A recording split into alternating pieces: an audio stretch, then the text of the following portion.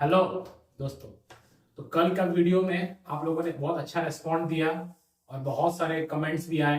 तो I hope कि कल के वीडियो ने आप लोगों को बहुत हेल्प किया होगा आपके 12th बोर्ड के फिजिक्स एग्जाम के प्रिपरेशन में, जो कि 21 तारीख को होने वाला है। जैसा कि मैंने कल ही कहा था कि आज आज हम लोग इंडक्शन, अल्टरनेटिंग करंट और इलेक्ट्रोमैग्नेटिक वेव्स के बारे में डिस्कस करेंगे। तो चलिए ज़्यादा इधर उधर की बातें नहीं करते हुए क्लास को स्टार्ट करते हैं। कल की तरह आज भी आप लोग पेन और नोटबुक लेके बैठ जाए और जो जो टॉपिक यहाँ पे हम डिस्कस कर रहे हैं उन टॉपिक्स को नोट करें, उन पे जो कॉन्सेप्ट्स के बारे में बता रहे हैं उन कॉन्सेप्ट्स को नोट करें और क्वेश्चंस बनाएं। आपका प्रिपरेशन बहुत अच्छा होगा और आपका एग्जाम भी बहुत अच्छा जाएगा। चलिए क्लास को स्टार्ट करते हैं।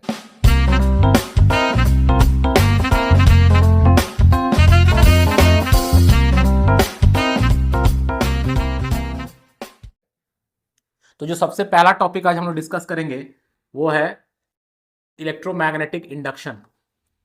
तो इलेक्ट्रोमैग्नेटिक इंडक्शन में एक जो टिपिकल क्वेश्चन है जो पूछा जा सकता है वो है डायरेक्शन ऑफ इंड्यूस करंट निकालना।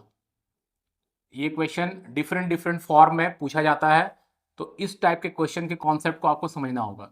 तो जैसे फॉर एग्जांपल मान लीजिए कि आपको एक कॉइल दे दिया गया, ठीक है, ये है कॉइल ए और आपको पूछा जाएगा कि यहाँ पे एक वायर है, इस वायर में करंट फ्लो कर रहा है।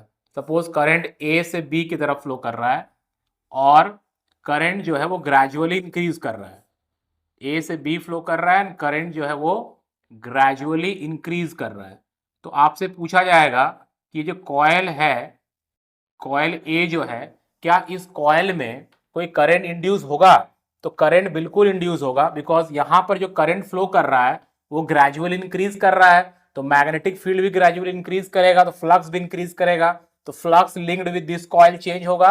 तो according to Faraday's Lenz law इसमें करंट इंड्यूस होगा। आपसे पूछा जा रहा है कि इसमें जो करंट इंड्यूस होगा उसका डायरेक्शन बताइए।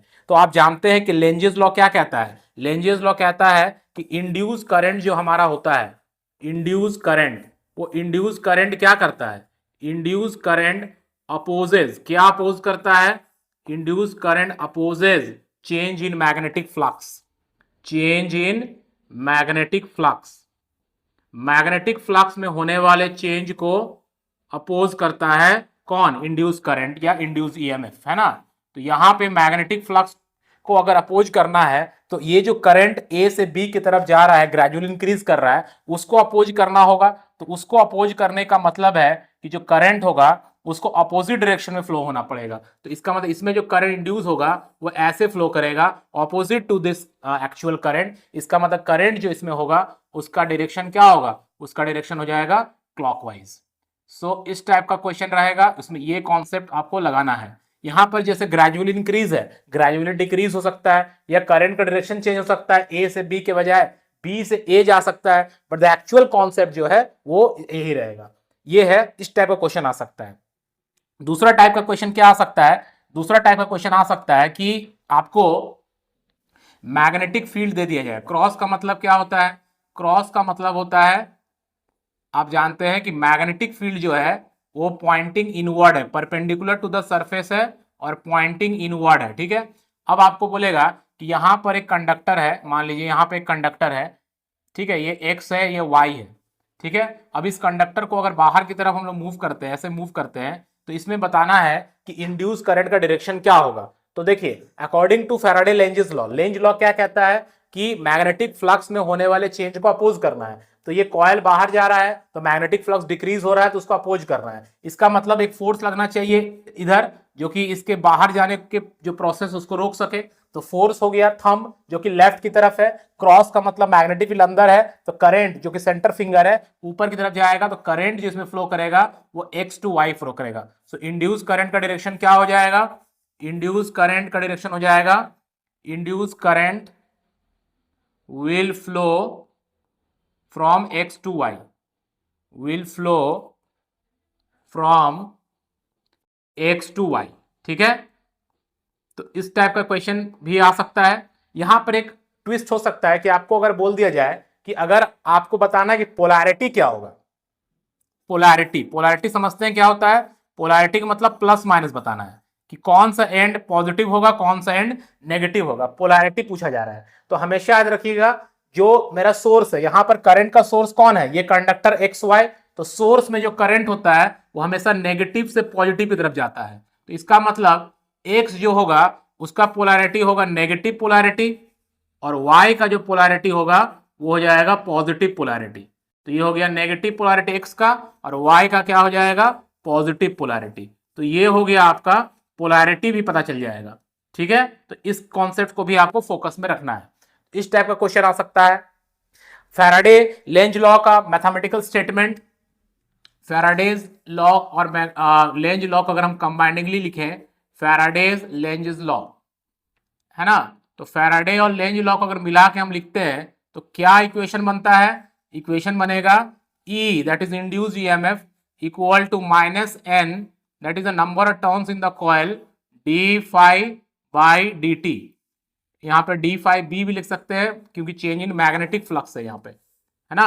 सो this is Faraday Lenz's law का स्टेटमेंट है। माइनस क्यों, बिकॉज इंड्यूस EMF या इंड्यूस करंट जो होगा, यहाँ इंड्यूस करंट निकाला रहता तो इंड्यूस करंट क्या हो जाता, induce current I is equal to हो जाता E by R that is minus n d phi b by dt whole divided by the resistance of the conductor या resistance of the coil. So induce current और induce EMF का जो direction होता है, induce EMF का जो polarity होता है और इंड्यूस करंट का जो डायरेक्शन होता है, would always opposes the rate of change of magnetic flux. ठीक है, तो ये आपको ध्यान में रखना है। इसके बाद हम लोगों को क्या टॉपिक पढ़ना है, इसके बाद जो टॉपिक है that is motional EMF। Motional EMF, motional EMF, ये मोशनल EMF क्या होता है, जैसा कि हम लोग एग्जांपल देखे, वो कंडक्टर मैग्नेटिक फील्ड में मूव कर रहा था तो उससे कारण जो उसमें EMF आ रहा है that is called motional EMF, वो भी इंड्यूस EMF है। तो मोशनल EMF का फॉर्मूला क्या होता है, E का मैग्नीट्यूड अगर हम लेते हैं that is BLV sin theta. This is a formula to calculate motional EMF, E equal to BLV sin theta. जैसे फॉर एग्जाम्पल ये अगर आपका मैग्नेटिक फील्ड रीजन हो गया किसी जगह पे और इसमें एक कंडक्टर मूव कर रहा है, सपोज कर लीजिए ये कंडक्टर है जो कि XY एक कंडक्टर है जो कि V वेलोसिटी से मूव कर रहा है, और इसका लेंथ जो है इस कंडक्टर का, दिस लेंथ इज L। ठीक है, तो इसमें जो EMF इंड्यूस होगा that is BLV sin theta. यहां पर इस पर्टिकुलर एग्जांपल में थीटा जो है वो हमारा कितना है, 90 डिग्री है। ठीक है, हमें जो क्वेश्चन आएगा CBSE में वो मोटा मोटी मान के चलिए कि थीटा 90 डिग्री का ही आएगा। ठीक है, तो थीटा, हालांकि ये थीटा किसके बीच में एंगल है, थीटा जो है that is the angle between, किसके बीच का एंगल है, angle between magnetic field and velocity vector. यहाँ दो वेक्टर है, एक मैग्नेटिक फील्ड है और एक वेलोसिटी वेक्टर के बीच का एंगल है, बट यहाँ पे जनरली ये थीटा 90 डिग्री रहेगा। तो थीटा जब 90 डिग्री रहेगा तो EMF इंड्यूस जो है उसका मैग्नीट्यूड कितना हो जाएगा, उसका मैग्नीट्यूड हो जाएगा BLV। मैग्नीट्यूड कितना आ जाएगा, BLV। This is the induced EMF। अब मान लीजिए कि यहाँ इस जो कंडक्टर है इसका कुछ रेजिस्टेंस भी होगा, तो इंड्यूस करंट कितना हो जाएगा, तो इंड्यूस करंट जो है उसका मैग्नीट्यूड कितना आ जाएगा, तो induce current that is I is equal to हो जाएगा magnitude of induced EMF by the resistance of the conductor. So ये हो जाएगा BLV डिवाइडेड बाय R। तो इंड्यूस करंट आ जाएगा BLV डिवाइडेड बाय R। ठीक है, इसमें इलेक्ट्रिक पावर भी निकालने के लिए क्या कैलकुलेट करने आ सकता है, तो इलेक्ट्रिक पावर कितना होगा, तो इलेक्ट्रिक पावर इलेक्ट्रिक पावर क्या होता है, वोल्टेज इंटू करंट होता है। तो यहां पर हो जाएगा EMF induce into current induce. तो EMF इंड्यूस कितना है, BLV है, और करंट इंड्यूस कितना आया, BLV divided by the resistance of the conductor. So power, electric power आ जाएगा B² L² V² divided by R। So this formula is very important. ये हो गया इलेक्ट्रिक पावर का फॉर्मूला। ठीक है, और अगर आपको हम मैकेनिकल पावर, क्योंकि देखिए यहां पर आप मैकेनिकल एनर्जी लगा रहे हैं, इसको मूव करने के लिए मैकेनिकल एनर्जी लगा रहे हैं, वही मैकेनिकल एनर्जी इलेक्ट्रिकल एनर्जी में कन्वर्ट होता है। तो मैकेनिकल पावर अगर निकालने के लिए कहा जाता और ये दिखाने के लिए कहा जाए कि मैकेनिकल एनर्जी ही इलेक्ट्रिकल एनर्जी में कन्वर्ट हो रहा है, तो मैकेनिकल पावर कितना हो जाएगा? तो मैकेनिकल पावर का फॉर्मूला होता है force into velocity, F into V. So F कितना होगा? तो एफ, कोई भी करंट कैरिंग कंडक्टर जब मैग्नेटिक फील्ड में मूव करता है तो फोर्स होता है B I L into we.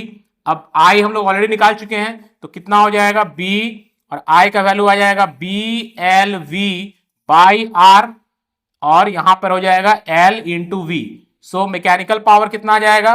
B square L square V square by R, same as the electrical power. So यहां पे ये प्रूव भी हो रहा है कि मैकेनिकल एनर्जी इलेक्ट्रिकल एनर्जी में कन्वर्ट हो रहा है। ये आपको ध्यान देना है। एक टाइप का और क्वेश्चन पूछा जाता है कि जैसे आपको एक ग्राफ दे दिया जाएगा मैग्नेटिक फ्लक्स फाई बी और टाइम का, ठीक है, टाइम और मैग्नेटिक फ्लक्स का ग्राफ दे दिया जाएगा। मान लीजिए ग्राफ ऐसे दिया हुआ है, ठीक है, ये ग्राफ दे दिया। मान लीजिए टाइम हो गया 2 सेकेंड, ये 0 है, ये मान लीजिए 6 है, ये मान लीजिए 8 है, और यहाँ पे कुछ एक वैल्यू है। तो अगर आपसे पूछ रहा है कि इंड्यूस्ड ईएमएफ का ग्राफ ड्रॉ करना है, तो बहुत सिंपल है। Induced EMF is equal to क्या है? Minus N D phi B by D T है। This is the relation between magnetic flux और इंड्यूस्ड ईएमएफ के बीच में ये है रिलेशन। तो यहां आप देखिए कि डेरिवेटिव करेंगे मैग्नेटिक फ्लक्स का तो इंड्यूस्ड ईएमएफ निकलेगा, नंबर ऑफ टर्न्स तो कांस्टेंट रहेगा। सो ये ग्राफ कैसा बनेगा इंड्यूस्ड ईएमएफ का? देखिए इधर हो गया E और इधर हो गया T। तो आप देखिए कि 0 to 2 सेकेंड तक जो हमारा फ्लक्स इंक्रीज कर रहा है लीनियरली, तो लीनियर फंक्शन का डेरिवेटिव करने से कांस्टेंट फंक्शन आता है, लेकिन माइनस भी लगा हुआ है, मतलब नेगेटिव में ये कांस्टेंट जाएगा अप टू सर्टेन, कहां तक? Up to 2 second. उसके बाद आप देखिए 2 सेकेंड तो 6 सेकेंड के बीच में जो फ्लक्स है कांस्टेंट है, इसका मतलब कोई ईएमएफ इंड्यूस नहीं होगा। और उसके बाद फ्लक्स डिक्रीज कर रहा है लीनियरली, तो यहां पर भी फिर हमारा जो इंड्यूस्ड ईएमएफ होगा वो कांस्टेंट हो जाएगा। तो ये इस तरह का ग्राफ बनेगा हमारा इंड्यूस्ड ईएमएफ का, अगर फ्लक्स का ग्राफ इस तरह से वेरिएशन दिया हुआ है तो ये भी बहुत इंपॉर्टेंट है, इसको आपको ध्यान देना है, ठीक है। तो उसके बाद हम लोग आते हैं इलेक्ट्रोमैग्नेटिक इंडक्शन में। और क्या कॉन्सेप्ट आता है? तो इलेक्ट्रोमैग्नेटिक इंडक्शन में फिर आता है सेल्फ इंडक्शन। क्या आता है? Self induction. सेल्फ इंडक्शन, तो सेल्फ इंडक्शन में क्या होता है कि एक इंडक्टिव कॉइल रहता है, उसमें अगर वेरिएशन ऑफ करंट फ्लो करेगा तो उसमें करंट इंड्यूस भी होता है ना। तो सेल्फ इंडक्शन में क्या पढ़ना है? जैसे ये एक इंडक्टिव कॉइल हो गया, है ना, इसका जो इंडक्टेंस होता है उसको हम लोग एल बोलते हैं, दिस इज कॉल्ड इंडक्टेंस या coefficient of self induction, coefficient of self induction, ठीक है ना। अब यहां पे क्या होता है? इसमें एनर्जी स्टोर होता है। इसमें क्या होता है? एनर्जी स्टोर होता है। जैसे कैपेसिटर में एनर्जी स्टोर होता है, इसमें भी एनर्जी स्टोर होता है, ठीक है, एनर्जी स्टोर होता है। तो कितना एनर्जी स्टोर होता है? इसमें जो एनर्जी स्टोर होता है वो होता है हाफ एल आई स्क्वायर। कितना एनर्जी स्टोर होता है? Half L I square. और इसमें जो ईएमएफ इंड्यूस होता है E, that is equals to the minus L D I by D T, minus L D I by D T, ठीक है। मतलब अगर इसमें करंट कांस्टेंट हो जाएगा तो इसमें कोई ईएमएफ इंड्यूस नहीं होगा, करंट वेरी करना चाहिए। तो E equals to minus L D I by D T, और इसमें जो एनर्जी स्टोर होता है वो होता है हाफ एल आई स्क्वायर। अब इसमें कभी कभी एनर्जी डेंसिटी आपको कैलकुलेट करने देता है एग्जाम में। क्या कैलकुलेट करने देता है? Energy density. तो एनर्जी डेंसिटी का क्या मतलब होता है दोस्तों? एनर्जी डेंसिटी का मतलब होता है, डेंसिटी का मतलब आप जानते हैं मास बाय वॉल्यूम होता है। तो एनर्जी डेंसिटी का मतलब हो गया energy stored per unit volume. तो energy stored divide by volume कर देंगे तो हमें एनर्जी डेंसिटी मिल जाएगा, ठीक है। सो एनर्जी कितना हो रहा है एक इंडक्टिव कॉइल में? एनर्जी हो रहा है half L I square divided by इसका वॉल्यूम क्या हो जाएगा? सर्कुलर टर्न्स का एरिया इंटू लेंथ। अब L जो होता है, L ये जो सेल्फ इंडक्टेंस है, वेरी इंपॉर्टेंट, इसका फॉर्मूला होता है N square, that is number of turns per unit length का square, mu not A L. This is the formula to calculate self inductance of a coil. तो self inductance किसी coil का किस पे depend करता है, नंबर ऑफ टर्न्स पे depend करता है। ये जो कोर है, अगर एयर कोर है तो म्यू नॉट होगा, कोई और मटेरियल का कोर होगा तो म्यू आ जाएगा। Area of the circular turns और लेंथ पे डिपेंड करता है। तो हम लोग यहां पर क्या लिख सकते हैं, हाफ, और एल के जगह क्या लिख सकते हैं, N square mu not A L, ठीक है, डिवाइडेड बाई ए एल, और करंट का स्क्वायर था तो आई का स्क्वायर। तो यहां पे ए एल एल कैंसिल हो जाएगा, तो एनर्जी डेंसिटी कितना आ जाएगा, तो एनर्जी डेंसिटी आ जाएगा हमारा यहां पे कितना आ गया, half N square mu not I square. अब हम जानते हैं कि बी किसी कॉइल में जब करंट फ्लो करता है तो उसके चारों तरफ जो मैग्नेटिक फील्ड प्रोड्यूस होता है वो कितना आता है, एन म्यू नॉट आई आता है। तो इन प्लेस ऑफ आई हम लोग क्या लिख सकते हैं, B by N mu not लिख सकते हैं। आई के जगह पर क्या लिख सकते हैं, B by N mu not, B by N mu not लिख सकते हैं। तो अगर हम यहां लिख देते हैं तो कितना आ जाएगा, half N square mu not, और आई की जगह लिख देंगे B by N mu not, मतलब स्क्वायर है तो यहां हो जाएगा B square by N square mu not का square. So N square cancel, एक म्यू नॉट भी कैंसिल, तो कितना आ जाएगा, energy density B square by 2 mu not. मतलब एक इंडक्टिव कॉइल जो है वो एनर्जी स्टोर करता है in the form of magnetic field, जैसे कैपेसिटर जो है वो एनर्जी स्टोर करता है in the form of electric field. ये आपको ध्यान रखना है, ठीक है। उसके बाद आता है म्यूचुअल इंडक्शन। तो म्यूचुअल इंडक्शन में क्या होता है, म्यूचुअल इंडक्शन में म्यूचुअल वर्ड का मतलब ही होता है दो लोग चाहिए, यहां पे दो कॉइल चाहिए। तो म्यूचुअल इंडक्शन में क्या होता है, म्यूचुअल इंडक्शन में आप एक कॉइल लेते हैं और इस कॉइल में एक वेरिएंग करंट आप पास करते हैं, यहां से आप एक वेरिंग करंट पास करते हैं, एक कॉइल एक्स हो गया, और एक कॉइल यहां पर प्लेस रहता है जिसमें कोई करंट नहीं जाता है, बट इसमें करंट जो है वो इंड्यूस होता है, करंट फ्लो करता है इसमें और करंट इंड्यूस होता है इसमें। मतलब current flowing in coil X induces current in coil Y. भी क्यों, क्योंकि जब इसमें करंट फ्लो करता है तो अपने चारों तरफ मैग्नेटिक फील्ड प्रोड्यूस करता है और मैग्नेटिक फ्लक्स इसमें चेंज होता है, और इसके कारण कॉइल वाई में जो है वो करंट इंड्यूस होता है, ठीक है। So this is called mutual induction. इसमें भी आता है EMF induce equals to M D I by D T. अब D I by D T मतलब अगर ईएमएफ इंड्यूस हो रहा है कॉइल एक्स वाई में तो करंट किस में वेरी करना चाहिए, कॉइल एक्स में वेरी करना चाहिए, ठीक है। म्यूचुअल इंडक्शन से रिलेटेड एक बहुत इंपॉर्टेंट क्वेश्चन आता है, इस पे थोड़ा सा हम लोग फोकस करेंगे कि म्यूचुअल इंडक्शन किस पे डिपेंड करता है। एक तो डिपेंड करता है डिस्टेंस पे, जैसे फॉर एग्जांपल यहां पे देखिए दोनों कॉइल के बीच में डिस्टेंस बढ़ जाएगा तो म्यूचुअल इंडक्टेंस जो है वो कम हो जाएगा। और एक बहुत इंपॉर्टेंट फैक्टर है इसमें म्यूचुअल इंडक्टेंस या म्यूचुअल इंडक्शन डिपेंड करता है। जैसे मान लीजिए दो कॉइल है, ठीक है, तो आपने एक कॉइल को ऐसे रखा और दूसरे कॉइल को ऐसे रखा, ठीक है, ये एक कंडीशन हो सकता है। आपने एक कॉइल को ऐसे रखा, दूसरे कॉइल को ऐसे रखा, ये भी एक हो सकता है। और तीसरा है कि एक कॉइल को आपने ऐसे रखा और दूसरे कॉइल को इसी एक्सिस पर ऐसे रखा, सेम कोर के ऊपर।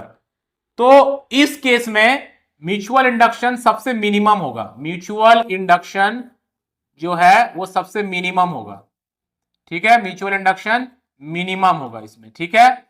ये ध्यान रखना, अरेंजमेंट ऑफ कॉइल पर भी डिपेंड करता है।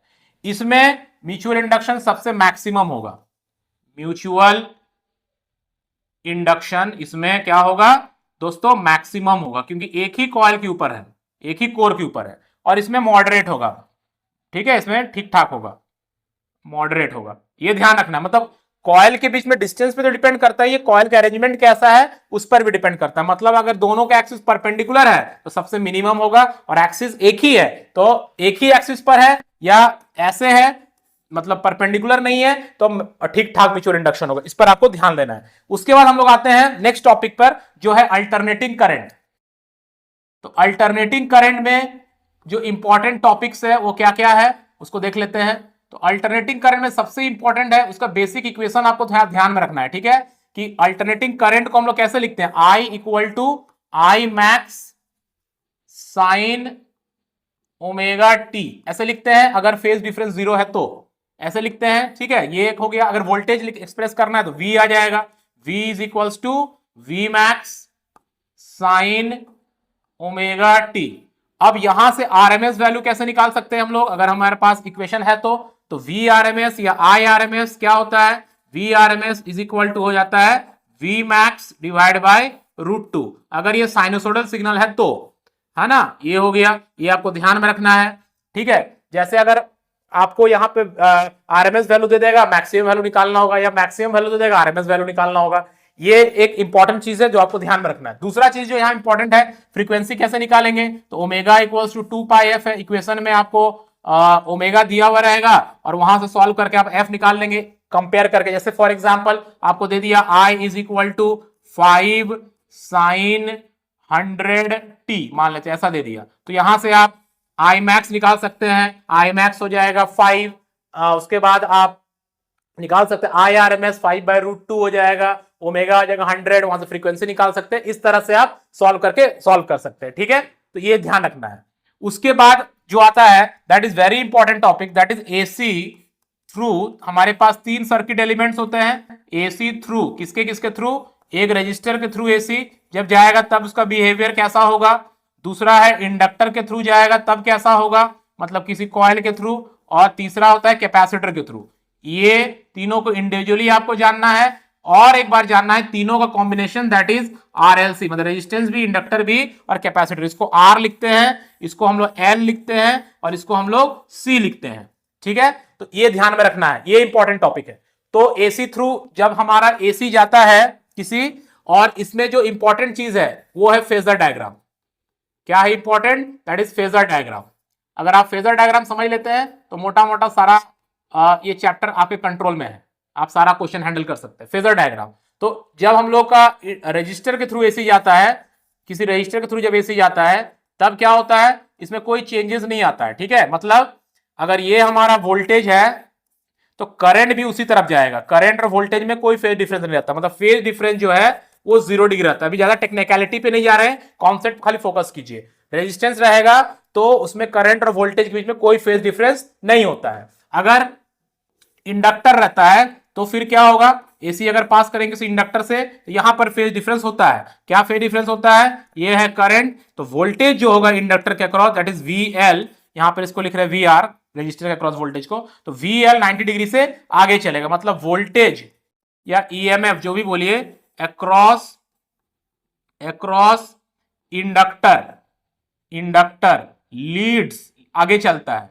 किसको लीड करता है, करंट को, कितना एंगल से, बाई π/2 या 90 डिग्री एंगल से लीड करता है, ठीक है। अगर हम लोग कैपेसिटर में चलेंगे तो क्या होगा, तो कैपेसिटर में जब हम लोग जाते हैं और इसको एसी से कनेक्ट करते हैं तो यहां पे क्या होता है कि करंट जो है वो आगे चलता है। मतलब अगर ये हम वोल्टेज करंट ले रहे हैं तो वोल्टेज अक्रॉस कैपेसिटर नीचे चला जाएगा, जो करंट है वो 90 डिग्री से आगे चलता है। तो इसमें क्या होता है, इसमें करंट लीड्स वोल्टेज, है ना, करंट लीड्स वोल्टेज किसमें, कैपेसिटर में, कितना डिग्री से, बाई π/2। तो ये ध्यान में रखना है कि मोटा मोटा अगर सिंपल बात याद रखें तो हमें यहां पर फेज डिफरेंस, रेजिस्टेंस में फेज डिफरेंस 0 डिग्री हो जाएगा, ये ध्यान में रखना है। इंडक्टर में यही फेज डिफरेंस 90 डिग्री हो जाएगा, 90 डिग्री से वोल्टेज आगे चलेगा, है ना। और अगर कैपेसिटर है तो यहां भी फेज डिफरेंस 90 डिग्री है, लेकिन यहां पर वोल्टेज 90 डिग्री से पीछे चलेगा, करंट 90 डिग्री से आगे चलेगा। अब अगर हम तीनों को एक साथ कर दें तो क्या होगा, तो ये डायग्राम आपको खाली याद रखना है। ये हो जाएगा वोल्टेज अक्रॉस रजिस्टर जो कि करंट के डायरेक्शन में आएगा, ठीक है। ये हो जाएगा वोल्टेज अक्रॉस इंडक्टर, और नीचे था वोल्टेज अक्रॉस कैपेसिटर, उसको माइनस करके लिख दें तो ये हो जाएगा वोल्टेज अक्रॉस कैपेसिटर। तो ये हो जाएगा हमारा resultant voltage, that is V is equal to क्या हो जाएगा, √अंडर VR का होल स्क्वायर प्लस VL माइनस VC का होल स्क्वायर। तो सप्लाई वोल्टेज आप ऐसे निकाल सकते हैं, ठीक है। और अगर इसको सॉल्व कर दिया जाए, जैसा कि ये हमारा VR था, इसको हम लोग I इंटू R लिख सकते हैं, ये VL माइनस VC था तो I इसको लिख सकते हैं XL माइनस XC। XL क्या हो गया, XL हो गया इंडक्टिव रिएक्टेंस, मतलब इंडक्टर का रेजिस्टेंस, उसका नाम दे दिया गया इंडक्टिव रिएक्टेंस, ठीक है। और XC क्या हो गया, XC हो गया कैपेसिटिव रिएक्टेंस, XC हो गया कैपेसिटिव रिएक्टेंस, मतलब कैपेसिटर का रेजिस्टेंस। ये दोनों भी इंपॉर्टेंट चीज है। XL को हम लोग क्या लिखते हैं, ओमेगा L, और XC को क्या लिखते हैं, 1/ओमेगा C। बहुत इंपॉर्टेंट फॉर्मूला है इस टॉपिक के लिए, ध्यान रखना है। तो ये आई आर हो गया, ये आ गया, तो ये हमारा क्या हो जाएगा, ये हमारा v था, इसको लिखते हैं आई इंटू जेड। तो आई इंटू जेड क्या हो जाएगा, root under I into R का whole square plus I into XL minus I into X C का होल स्क्वायर, है ना। तो इसको सॉल्व करेंगे तो z जो हमारा है इसको हम लोग बोलते हैं इंपीडेंस। क्या बोलते हैं, इंपीडेंस बोलते हैं। तो इंपीडेंस हमारा कितना आ जाएगा, तो z इक्वल टू आ जाएगा root under of R square plus X L minus X C का होल स्क्वायर। बहुत इंपॉर्टेंट फॉर्मूला है, ध्यान रखना है।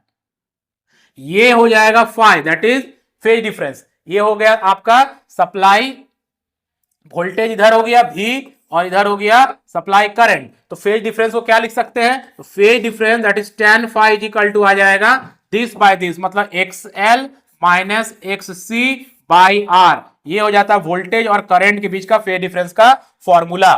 ठीक है, यहां पे एक इंपॉर्टेंट चीज ध्यान देना है कि XL जो हमारा था, XL उसको हम लोग लिख रहे थे ओमेगा L, जिसको हम लिख सकते हैं 2 पाई FL, और XC that is 1 upon omega c, that is 1 upon 2 pi fc। तो आप देख सकते हैं यहां पर XL का जो रिलेशन है वो डायरेक्टली प्रोपोर्शनल है और यहां पर इनवर्सली प्रोपोर्शनल है। मतलब अगर फ्रीक्वेंसी का हम ग्राफ प्लॉट करें XL के लिए तो ऐसे जाएगा, और अगर हम XC के लिए करें तो ऐसे जाएगा। तो एक पॉइंट ऐसा आएगा जहां पर दोनों का वैल्यू सेम हो जाएगा, that frequency is called F not. F not का मतलब हो गया रेजोनेंट फ्रीक्वेंसी, रेजोनेंट फ्रीक्वेंसी या फ्रीक्वेंसी जिस पर सर्किट रेजोनेंस में चला जाता है, रेजोनेंट फ्रीक्वेंसी। मतलब रेजोनेंट फ्रीक्वेंसी पर क्या होता है, XL और XC हमारा इक्वल हो जाता है, और इस फ्रीक्वेंसी को हम लोग रेजोनेंट फ्रीक्वेंसी या रेजोनेंस फ्रीक्वेंसी बोलते हैं। और उस समय हमारा f का वैल्यू क्या आ जाएगा, f का वैल्यू हो जाएगा 2 पाई रूट अंडर LC। ये हो गया रेजोनेंट फ्रीक्वेंसी निकालने का फॉर्मूला। और वो कब होता है, जब हमारा XL इंडक्टिव रिएक्टेंस और XC कैपेसिटिव रिएक्टेंस सेम हो जाता है। क्यों सेम होता है, क्योंकि XL डायरेक्टली प्रोपोर्शनल फ्रीक्वेंसी का और XC इनवर्सली प्रोपोर्शनल, तो एक मिड पॉइंट आएगा जहां पर दोनों का वैल्यू सेम होगा। जिस फ्रीक्वेंसी पर ऐसा होगा उसको हम लोग बोलेंगे रेजोनेंट फ्रीक्वेंसी, और सर्किट को बोलेंगे सर्किट रेजोनेंस में आ गया है। ठीक है, ये ध्यान रखना है। एक और बहुत इंपॉर्टेंट टॉपिक इसमें है, वो है पावर। तो पावर इन AC का फॉर्मूला होता है VRMS into IRMS into cos phi. Cos phi का मतलब हो गया, फाई क्या हो गया, that is the phase difference. और ये जो टर्म कॉस फाई है बहुत इंपॉर्टेंट है। कॉस फाई को बोला जाता है पावर फैक्टर। क्या बोला जाता है, पावर फैक्टर। अब अगर आपके पास ट्राइंगल है तो आप पावर फैक्टर कैसे निकालेंगे, इधर R होगा, इधर क्या हो जाएगा, इधर हो जाएगा XL माइनस XC, और इधर क्या हो जाएगा, इधर हो जाएगा Z, और ये एंगल को हम लोग फाई बोलते हैं। तो आप देखिए कॉस फाई कितना आ जाएगा, कॉस फाई आ जाएगा R बाई जेड। ठीक है, R बाई जेड। तो इसको बोलते हैं पावर फैक्टर। अब जैसे अगर आप प्योर इंडक्टर लेते हैं, क्या लेते हैं, प्योर इंडक्टर। तो प्योर इंडक्टर अगर आप लेंगे तो हम लोग जानते हैं कि उसमें फाई कितना होता है, 90 डिग्री। तो अगर 90 डिग्री ले रहे हैं तो कॉस 90 का वैल्यू 0, मतलब AC का पावर एक इंडक्टर कंज्यूम नहीं कर पाएगा। इसी सर्किट में एक इंडक्टर पावर कंजम्पशन नहीं कर पाएगा। अगर हम लोग प्योर कैपेसिटर लेते हैं तो क्या पावर कंज्यूम कर पाएगा, अगर प्योर कैपेसिटर लेते हैं तो प्योर कैपेसिटर में भी फाई का वैल्यू कितना होता है, 90 डिग्री होता है। भले वहां पर वोल्टेज लैग करता है, that is a different thing, but phase difference 90 रहता है। तो वहां भी जो AC पावर कंजम्पशन 0 डिग्री हो जाएगा, मतलब कैपेसिटर भी AC पावर कंजम्पशन नहीं कर पाता, लेकिन एक रजिस्टर कर लेगा, क्योंकि रजिस्टर में हमारा फाई का वैल्यू कितना होता है, 0 होता है, और कॉस फाई का वैल्यू 1 हो जाएगा। ठीक है, ध्यान में आया। तो ये हो गया पावर फैक्टर के बारे में। तो इतना अगर आप टॉपिक कर लेते हैं तो आपका AC और EMI हो जाता है। और एक छोटा सा टॉपिक रह जाता है, दैट इज इलेक्ट्रोमैग्नेटिक वेव, जिसको हम लोग EW इलेक्ट्रोमैग्नेटिक वेव्स, है ना। इलेक्ट्रोमैग्नेटिक वेव्स में क्या है, आपको ज्यादा कुछ नहीं पढ़ना है। पहला एक चीज आपको यहां पढ़ना है, दैट इज डिस्प्लेसमेंट करंट। थोड़ा सा कॉन्सेप्ट आपको कर लेना है, डिस्प्लेसमेंट करंट का क्वेश्चन पूछा जाता है इससे। तो डिस्प्लेसमेंट करंट क्या होता है, जैसे दो प्लेट है कैपेसिटर का, यहां पर अगर हम लोग एक स्विच के थ्रू इसको कनेक्ट करते हैं और स्विचिंग ऑन ऑफ, बैटरी लगा हुआ रहता है, और स्विच को अगर हम ऑन ऑफ करते रहे तो यहां पर चार्जेस जो है वो वेरी करेगा। इस वेरिएशन ऑफ चार्ज कारण इस गैप में भी एक करंट फ्लो करता है, जिसको हम लोग डिस्प्लेसमेंट करंट कहते हैं। इसका वैल्यू क्या होता है, तो वैल्यू होता है ID is equal to epsilon not D phi E, electric flux का रेट ऑफ चेंज के कारण ये डिस्प्लेसमेंट करंट आता है। ये होता है फॉर्मूला ऑफ डिस्प्लेसमेंट करंट। ठीक है।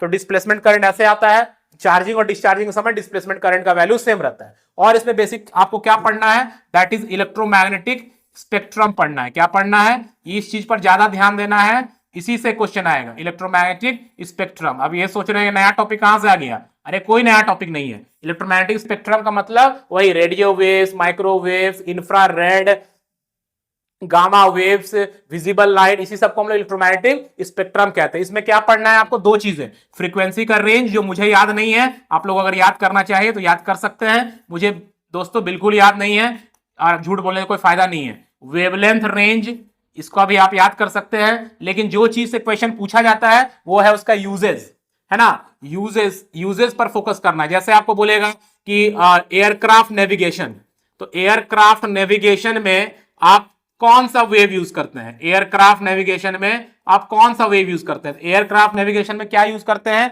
तो एयरक्राफ्ट नेविगेशन में आप यूज करते हैं माइक्रोवेव। इस तरह से आपको याद रखना है कि जर्म्स को किल करने के लिए आप कौन सा जर्म्स किल करना है तो कौन सा वेव यूज करेंगे, ये आपको याद रखना है। तो यूजेस पर आपको फोकस करना है कि यूजेस से क्वेश्चन बहुत रहता है, ठीक है। तो आई होप कि आप इस वीडियो से भी आपको फायदा होगा, इसको जरूर देखें, नोट कर ले, जो जो कॉन्सेप्ट आपको बताएं उस कॉन्सेप्ट को देख ले, और उस पर बेसिस जो भी सैंपल पेपर में या जो भी टेस्ट पेपर्स आपके पास है जिससे भी आप क्वेश्चन सॉल्व कर रहे हैं, सॉल्व कीजिए, जरूर सॉल्व होगा। और कल फिर हम लोग बाकी जो टॉपिक्स बच गए ऑप्टिक्स से लेके और जो आपका मॉडर्न फिजिक्स बच गया वो बताएंगे, और कल आप लोग इस सेशन को एंड करेंगे with some important questions also, जो बहुत प्रोबेबल है कि आपका आ ही सकता है बोर्ड के एग्जाम में। तो आप लोग हमारे जुड़े रहे। अगर आपको फायदा हो रहा है तो अपने दोस्तों के साथ भी हमारे चैनल के लिंक को शेयर करें, हमारे चैनल को लाइक करें। मिलते हैं कल फिर नए टॉपिक्स के साथ जो कि आपके बोर्ड एग्जाम्स के लिए बहुत ही मस्ट और क्रूशल होगा। कल का वीडियो तो बिल्कुल मिस नहीं करना है, और आज की वीडियो को भी ठीक से देखना है। और कल का वीडियो जो हम लोगों ने कल पोस्ट किया था उसे अगर आपने नहीं देखा तो कल के वीडियो को भी देख ले, तो आपका प्रिपरेशन बिल्कुल अच्छा होगा और आपका एग्जाम बिल्कुल अच्छा जाएगा। मिलते हैं कल, टेक केयर, बाय।